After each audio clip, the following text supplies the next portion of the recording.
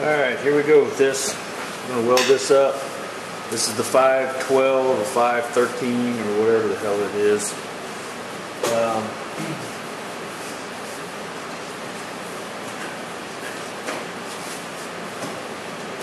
Yeah, RS 512. So, hopefully I got everything set up like I need it. We're going to weld through this primer. I've got, as you saw, both pieces on each side is like it's supposed to be. The welder should be close. We'll see. So,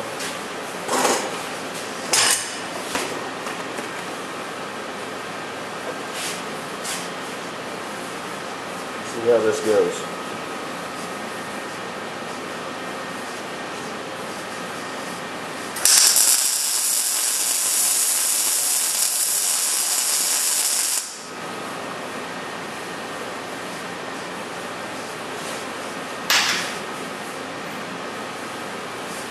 I'm going to jump to the other end probably.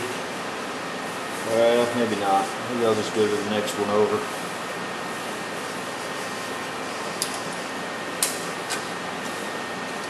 I'll kind of let that one cool a little bit. It'll be alright. It'll be alright.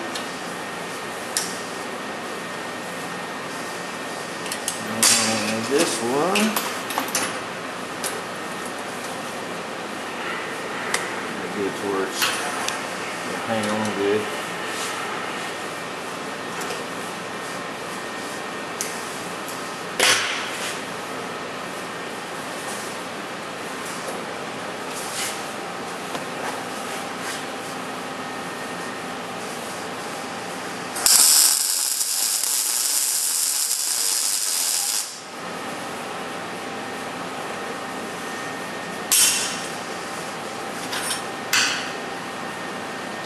Alright, this could take a little bit of time because I got a whole bunch of them to do.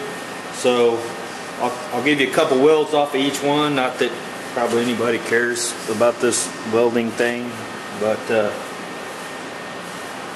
so yeah, when I switch to the copper, I'll bring you back and kind of show you how it's welding. You can see there, this stuff welds pretty nice. I'll go ahead and finish this up, and then the epoxy I'm going to have to scrape obviously out of that hole because it's not going to burn through the epoxy, or it's not going to strike an arc up on it at least. So I'll bring you back. Alright, so this is the copper this time, and I forgot that I had these, so these are kind of handy. How about these from Eastwood? They're just a little plug weld that holds both, plug weld pliers holds both sides. So that beats having to hook these vice grips onto everything.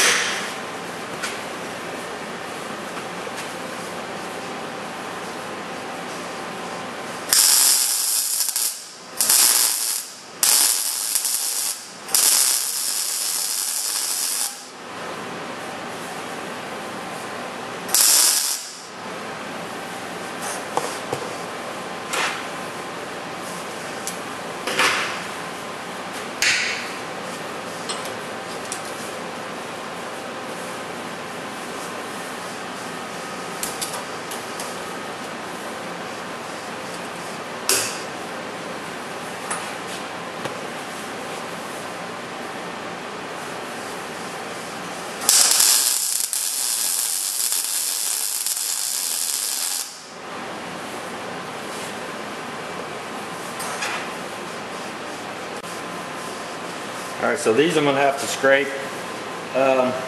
You know, I may not have to. I probably could fire up on the edge here and that would burn away, but it'd probably contaminate the weld somewhat and it would catch on fire to an extent. So I'm just going to go ahead and take a little bit of time and go ahead and scrape some of the excess out of here. No big deal, just takes a second to do it. And yeah, you can see there that scrape it right off.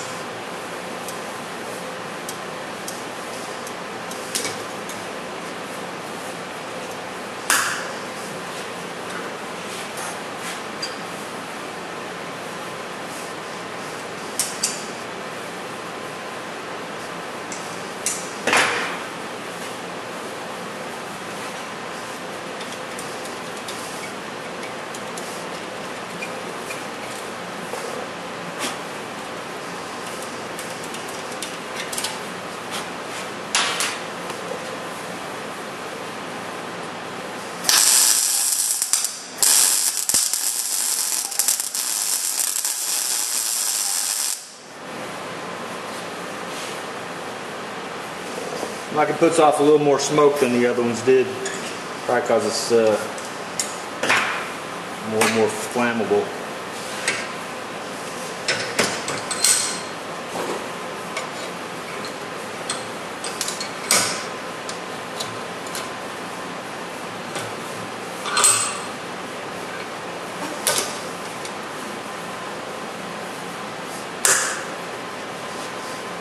I'm just going to leave the black in this one, see if I can burn it off, and it's probably going to pop and spatter and act like an ass, but kind of know that going into it, so we'll just see what happens.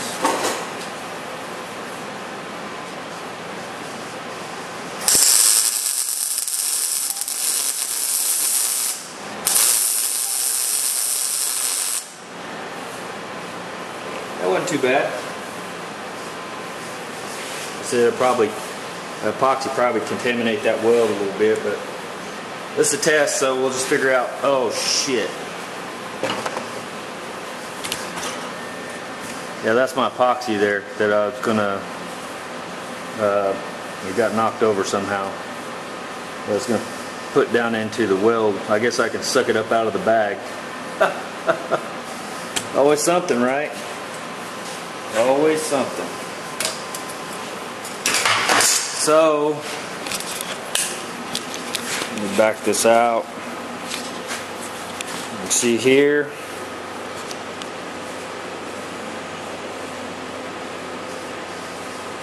That's what we got. Kind of interesting.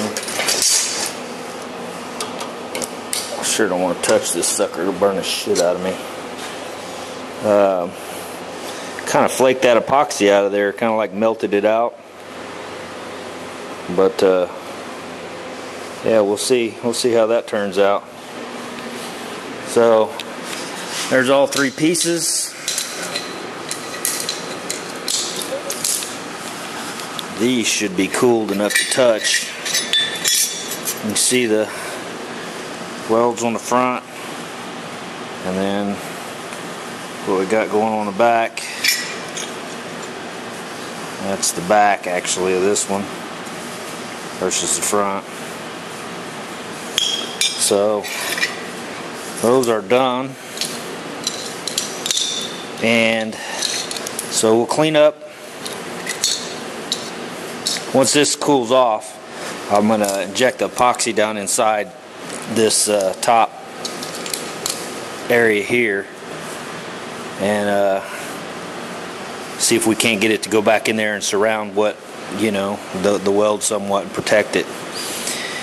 And then we'll paint the outside of it like we did last time, and that'll be it for a little bit. You know, we'll just start spraying water on it here and there. I may wait a couple of days once, you know, once everything gets, the paint gets cured up good and everything, and then start soaking it with water ever so often. So, alright, that's it for now. Alright, I was able to salvage some of that out of that bag. I just poured it back into it. As you can see, it got kind of messy, but we're alright. I'm going to use a little bit of just some reducer I had laying around. And I'll probably just use just a touch, just to kind of thin it down just a little bit.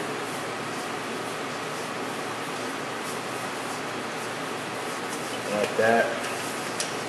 I'm trying to get it in this syringe. It's 18 gauge syringe and needle, or 18 gauge needle. It needs to be able to suck up into that, so hopefully that will work out.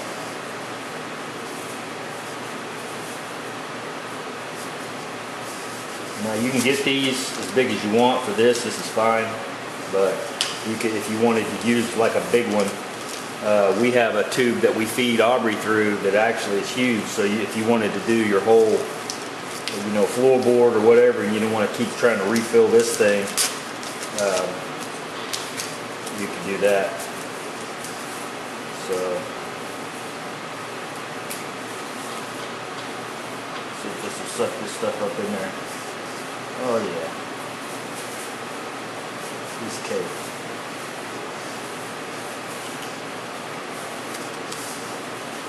I use these for my heroin addiction, in case you're wondering. kind of what they're for. So let's try this thing. I've never done this before, so I'm gonna use a little side, that side down. Kind of just squeeze it off in there. Hope that it just drains on down and around.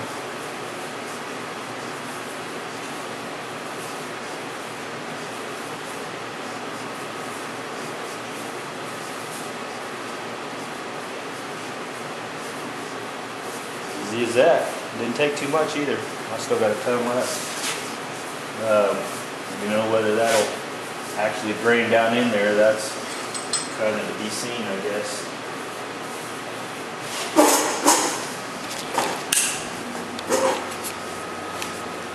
You can see it's got a little valley in there of stuff, and hopefully that stuff just goes ahead and feeds on down in there.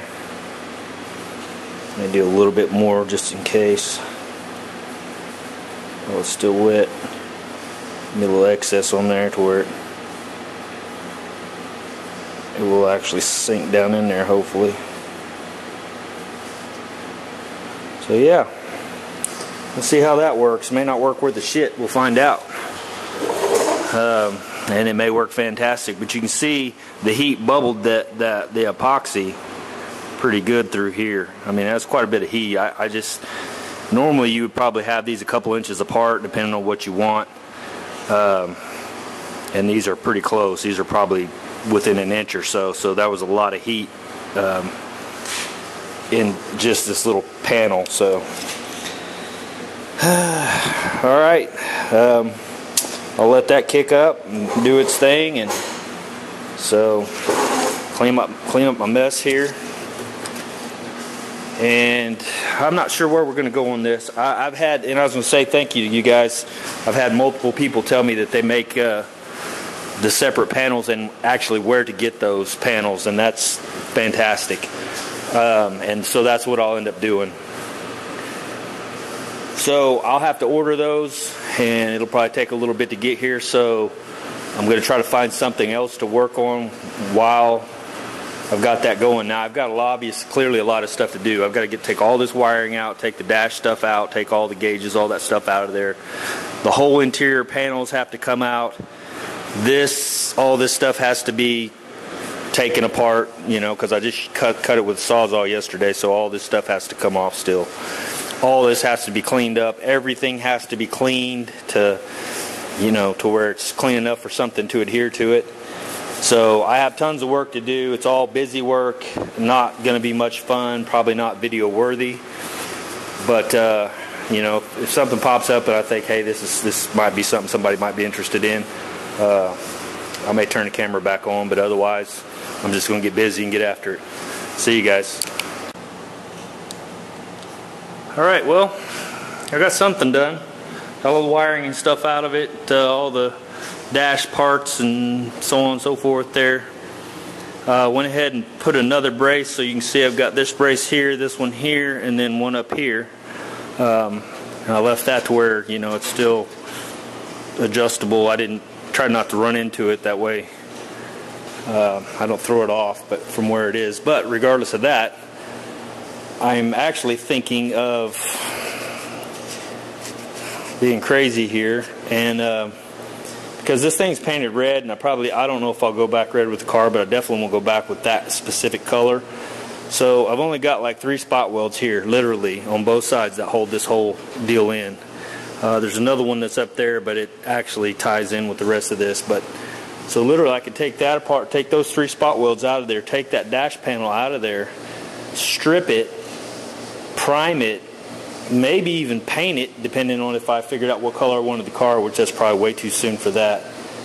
But yeah, while it's out of the car, and literally be able to weld this back in here, weld this back in here, weld this up here, and still not affect the paint or the primer, you know what I mean? So, because if anybody's ever painted inside a car, it's kind of a pain in the ass. It's kind of hard to see in there. It's just, you know, it seems like if I had this out to be able to clean it, wire wheel it, get it cleaned up, strip the whole thing, and then get to reprime it, epoxy it, have it hanging up there when I do it, would be so much easier than to try to get inside the car and spray out here and do all that, but I don't know. Like I said, it's only 6 spot welds, so it's not that many. Yeah, you can see there, if that shows, the dash is red. There you go.